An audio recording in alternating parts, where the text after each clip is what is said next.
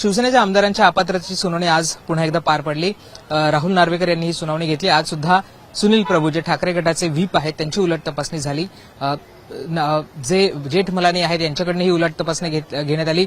शिंदेचे वकील जेठमलानी यांनी अनेक प्रश्नांची सरबत्ती केली आणि आजचे जे प्रश्न होते ते एका बैठकीच्या संदर्भातले होते, एका ठरावाच्या संदर्भातले होते आणि त्याच अनुषंगाने त्यांनी अनेक प्रश्न हे प्रभूंना विचारले। अर्थात प्रभूंनी सुद्धा सावधपणे उत्तर द्यायचा प्रयत्न केला आणि कुठेही आपण शब्द अडकणार नाही याचा सुद्धा प्रयत्न केला। या सगळ्या सुनावणीमध्ये आज एक महत्त्वाची गोष्ट घडली आणि ती म्हणजे जेठमलानी यांनी उद्धव ठाकरे यांचा पक्षप्रमुख असण्यावरच प्रश्न उपस्थित केलेला आहे किंवा उद्धव ठाकरे हे पक्षप्रमुख नाहीच असाच दावा हा जेठमलानी यांनी केलेला आहे। त्यांनी एका ठरावाचा आधार घेतला होता, तो म्हणजे 31 ऑक्टोबर 2019 ला एक ठराव पारित करण्यात आला होता आणि तो ठरावच मुळात झाला नव्हता असा सुद्धा दावा हा जेठमलानी यांनी केला। त्या ठरावाच्या अनुषंगाने जे उद्धव ठाकरे आहेत त्यांना सगळ्यांनी पाठिंबा दर्शवला होता। त्यांना जे आहेत त्यांना सर्वाधिकार दिले होते कुठला निर्णय घ्यायचा। आपल्याला आठवत असेल तर महाविकास आघाडी सरकार स्थापन होत होतं, त्याबाबतच्या सगळ्या चर्चा सुरू होत्या आणि त्यावेळेसच ही सगळी बैठक बोलावण्यात आली होती आणि त्या बैठकीमध्ये कुठला निर्णय घ्यायचा, कोणासोबत जायचं याचे सर्वाधिकार हे उद्धव ठाकरे यांना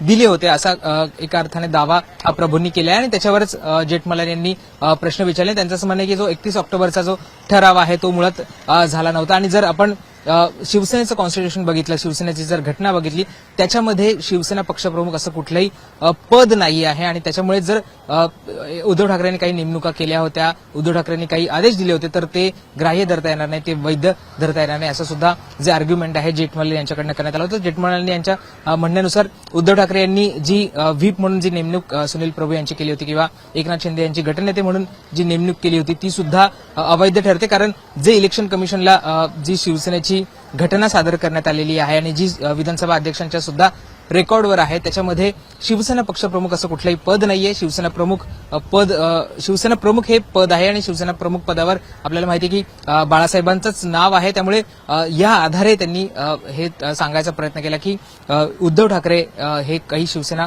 पक्षप्रमुख नाहीयेत किंवा उद्धव ठाकरेंनी कुठले आदेश दिले असतील तर ते इथे ग्राह्य धरू नयेत। त्यामुळे आपण बघतो की या ठरावाच्या अनुषंगाने अनेक प्रश्न सुद्धा हे प्रभू यांना विचारण्यात आले होते आणि त्या प्रभूंनी त्याची उत्तरं द्यायचा प्रयत्न केला होता। त्याचबरोबर हा ठराव नेमका कुणी पारित केला होता, हा ठराव कुणी दिला होता, त्याच्यावर सही उद्धव ठाकरेंची का नाहीये, जे शिवसेनेच्या विधिमंडळ पक्षाचे जे सचिव आहेत त्यांची इथे सही आहे मात्र उद्धव ठाकरेंची सही का नाहीये, असे अनेक प्रश्न हे जेठमलानी यांनी याच्यामध्ये विचारले होते। त्याचबरोबर उद्धव ठाकरेंना सर्वाधिकार नाहीयेत किंवा उद्धव ठाकरे हे पक्षप्रमुख नाहीयेत म्हणूनच त्यांची सही नाहीये का याच्यावर असा सुद्धा प्रश्न जेठमलानी यांच्याकडनं प्रभू यांना विचारण्यात आला होता आणि त्या सगळ्या प्रश्नांची उत्तर आता प्रभू यांनी दिलेली आहेत। परंतु जो आपण सर्वात महत्त्वाचा मुद्दा मानतो तो म्हणजे जेठमलानी यांनी पुन्हा एकदा इथं एक प्रश्न विचारण्याचा प्रयत्न केला किंवा एक मुद्दा मांडण्याचा प्रयत्न केला, तो म्हणजे उद्धव ठाकरे हे काही पक्षप्रमुख नाही किंवा शिवसेनेच्या 1999च्या घटनेनुसार शिवसेना पक्षप्रमुख असं कुठलंही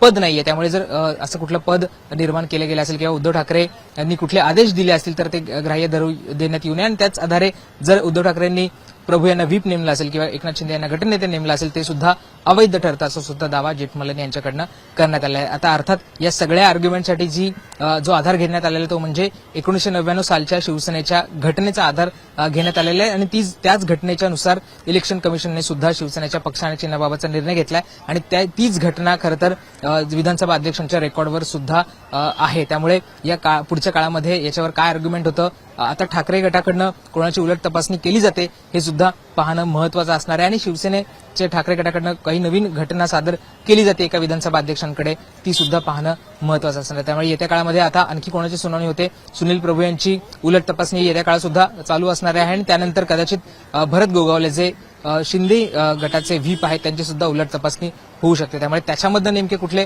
खुलासे येतात, कुठले नवीन आर्ग्युमेंट्स केले जातात ते सुद्धा पाहणं महत्त्वाचं असणार आहे।